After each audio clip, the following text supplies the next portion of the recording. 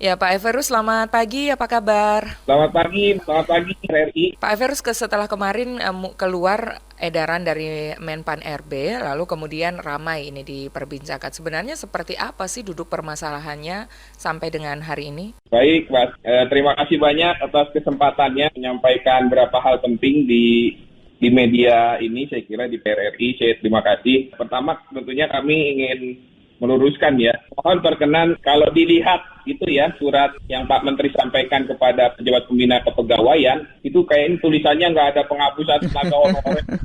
Tulisannya ini jadi di framingnya itu negatif banget gitu ya. Saya juga kita perlu sampaikan bahwa beberapa hal ya Mbak ya, bahwa ini memang saya kira ini bagian dari penegasan terhadap implementasi undang-undang gitu ya. Ternyata pertama gini, cara ini kebijakan tentunya itu merupakan bagian dari upaya strategis kita pelaksanaan reformasi birokrasi gitu ya. Kita berharap mewujudkan birokrasi dan ASN yang tentunya profesional, berintegritas, melayani dan sejahtera. Nanti ada sejahtera nih yang saya akan dalami kembali gitu ya. Itu bagian dari penguatan kita. Kan jadi kalau di dalam reformasi birokrasi ada aspek manajemen SDM ya Mbak. Saya ngomong agak luas sedikit karena frame-nya agak. Jadi penguatan ini kita lakukan dalam kaitan penerapan sistem merit gitu ya. Memastikan bahwa ada kualifikasi, kompetensi dan kinerja yang kemudian diperlakukan secara adil dan non-diskriminatif. Itu yang pertama saya sampaikan. Yang kedua memang tadi bahwa itu merupakan amanat undang-undang ya yang disepakati oleh kita bersama. Tentu kalau undang-undang kan tentunya bersama masyarakat, tentunya DPR juga menentukan bagaimana undang-undang ASN nomor 5 kemudian ditetapkan gitu ya. Dan kemudian kami juga, pemerintah juga menjabarkan dalam PP gitu ya, ada manajemen PNS dan manajemen PPPK gitu ya. Dalam di situ juga ditegaskan bahwa pegawai PPK itu dilarang mengangkat pegawai non ASN ya, non PNS dan non PPPK 5 tahun ya. Sudah selesai gitu artinya. Jadi kita ini penegasan dan ini juga saya kira masukan dari teman-teman daerah juga gitu ya. Kalau undang-undang kan sebenarnya walaupun tidak ditegaskan sudah berlaku gitu ya Mbak.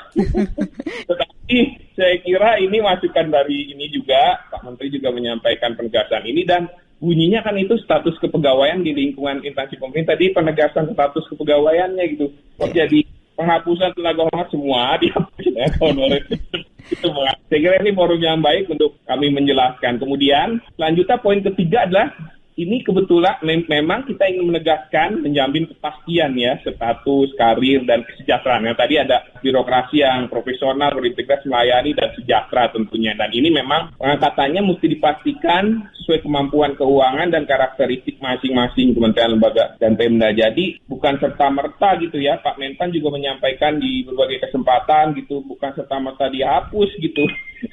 Tapi kan memang ini jadi berita yang kemudian beritanya penghapusan, dihapus semua gitu. Ada mekanismenya dan di edaran itu yang kami ingin pastikan lakukanlah pemetaan gitu ya, pemetaan pegawai non ASN. Jadi supaya kelihatan profilnya gitu, profil besarnya menjadi bagian penting dari tadi tujuan kita memastikan bahwa ASN kita semakin profesional, berintegritas, melayani dan sejahtera. Itu yang 4 poin penting yang kami untuk meluruskan isu ini, Mbak. Betul. Nah, terima kasih. Ya, jadi sebenarnya intinya ini bukan penghapusan, tetapi lebih pada penataan non-ASN. Betul begitu, Pak Ferus ya? Iya, betul, Mbak. Jadi memang kan ini kalau proses rekrutmennya aja saya kira kita perlu itu ya, kita atur gitu ya, termasuk kesejahteraannya. Sekarang kan juga bagian penting kita bagaimana kemudian non ASN itu juga ada penghasilan dan kompetensi yang kemudian bisa bisa semakin lebih baik gitu kan. Saya kira itu Mbak. Ya, jadi ini sekali lagi agar masyarakat dan pendengar pemirsa RRI bisa tahu bahwa ini sebenarnya bukan dihapus tetapi ditata agar regulasinya lebih jelas, rekrutmennya juga bisa lebih jelas begitu ya Pak Everus ya? Oke, baik Mbak. Sebetulnya di surat edaran kami kalau memang kadang-kadang gini ya, kadang-kadang nih memberitakan itu nggak dibaca semuanya surat edarannya. Ya, jadi dengan adanya kebijakan terbaru dari Menpan RB ini, mekanismenya seperti apa nantinya yang harus dilakukan oleh pemerintah daerah dalam upaya penerapan aturan ini sampai sebelum berlaku pada tahun 2023 Pak Everus? Ya, karena dari headline-nya saja sudah langsung kaget gitu ya Pak ya? Headline-nya kami juga, waduh gitu. Jadi langkah yang dilakukan tentunya kami juga secara paralel teman-teman di Kedeputian SDM Aparatur yang Kemenpan RB juga melakukan komunikasi terus dengan Pemda tentunya untuk melakukan langkah-langkah pemetaan yang pertama tentunya ya, ASN. Jadi dipetakan dulu secara baik, nanti juga itu akan kelihatan bagaimana kemudian yang memenuhi syarat, mengikuti seleksi, kan ada dibuka ruang nih untuk seleksi CPNS dan TPPK. Dan yang penting adalah juga bagaimana kemudian melakukan ini ya, revitalisasi terkait analisis jabatan dan analisis beban kerjanya gitu. Jadi supaya kita komprehensif melihat profil SDM kita gitu ya di suatu wilayah gitu ya. Di kami juga di Kementerian PAN tentunya juga melakukan langkah ini. Juga kita lihat profilnya sehingga kita bisa memastikan itu sesuai kebutuhan gitu ya. Dan kesejahteraannya tentu juga dijamin. Kalau memang kalau sekarang kan misalnya kalau model honor sekarang kan tidak dilindungi oleh misalnya undang-undang ketenaga kerjaan gitu ya. UMR-nya juga belum tentu sejalan dengan kebijakan terkait dengan kesejahteraan di undang-undang ketenaga kerjaan. Saya kira itu Mbak. Jadi pertama lakukan pemetaan, kemudian juga kita ingin memastikan bahwa proses-proses itu terkonsolidasi juga ya. Nanti dalam kaitan dengan bagaimana kemudian Anjap ABK itu memastikan dalam konsep perencanaan pengadaan ASN itu kita punya nanti diusulkan gitu ya Mbak profilnya, profil besarnya, kebutuhannya gitu loh Mbak. Jadi saya kira itu pesan untuk dari PPK di instansi pusat dan instansi daerah. Oke, jadi nanti di tahun 2023 sebelum batas akhir penerapan ini Pemda atau pemerintah pusat idealnya ini harus gencar melakukan pengalihan status tenaga honorer menjadi tenaga P3 begitu ya Pak ya. Sementara yang belum lolos seleksi akan dikemanakan nih Pak? Gimana nasibnya nanti? Nanti kan mungkin kita lihat ini ya pemetaannya. Kemudian kita akan tentunya nanti ada kebijakan-kebijakan yang afirmasi yang kemudian kita berharap bisa lihat dulu dari profilnya dulu. Yang penting ini langkah awal juga sebagai langkah penting nih saya kira nih pemetaan ini Mbak.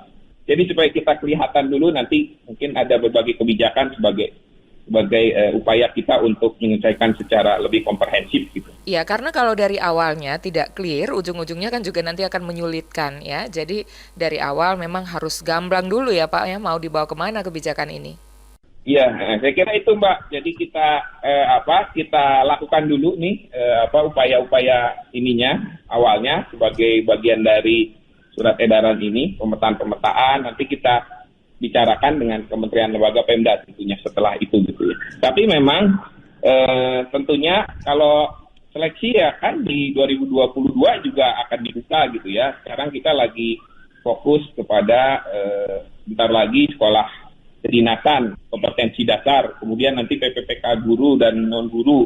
Nanti di 2023 kami juga melihat proses pengadaan di tahun ini tentunya menjadi bagian penting untuk melihat di proses di 2023 nanti kebijakannya. Gitu, Lalu setelah nanti diangkat menjadi P3K, tingkat kesejahteraannya diatur seperti apa Pak Verus? Oh ada, memang sudah diatur khusus kan ada perpresnya. Jadi jangan takut dalam konteks kesejahteraan. Kalau kita lihat itu ya nggak jauh beda lah, beti-beti lah. Kalau di KL juga sama gitu, kalau untuk kesejahteraan misalnya gaji pokok kemudian tunjangan juga dapat juga BPPK gitu sama gitu ya. Saya kira ini bagian penting untuk memastikan bahwa kita prosesnya proper dan baik. Oke, karena kemarin kan juga sempat ini muncul ada pendapat yang menyatakan bahwa masa kerja jangan-jangan nanti menjadi 0 tahun ya, tidak dihitung meskipun mereka sebenarnya sudah bertahun-tahun bekerja begitu Pak.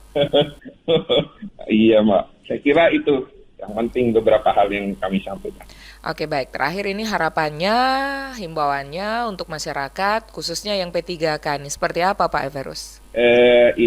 Kita akan tentunya bekerja sama kolaborasi dengan pemerintah daerah, dengan kementerian lembaga. Tentunya kami juga mendapat masukan dari DPR Komisi 2 untuk memastikan proses-proses ke depannya semakin lebih baik dan terkonsolidasi, dan kita berharap ini jadi bagian penting dari pelaksanaan reformasi birokrasi dan tentunya dalam kaitan dengan penguatan SDM aparatur di Indonesia gitu ya. Saya kira itu Mbak.